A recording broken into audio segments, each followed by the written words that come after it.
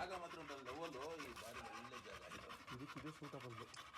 ಇಲ್ಲೇ 2 ಇಲ್ಲ ಆಯಿತು, ಒಂದು ಅಲ್ಲೇ ಅನ್ನಪೂರ್ಣೇಶ್ವರಿ ಆಯಿತು, ಇನ್ನೊಂದು 5 ಜನ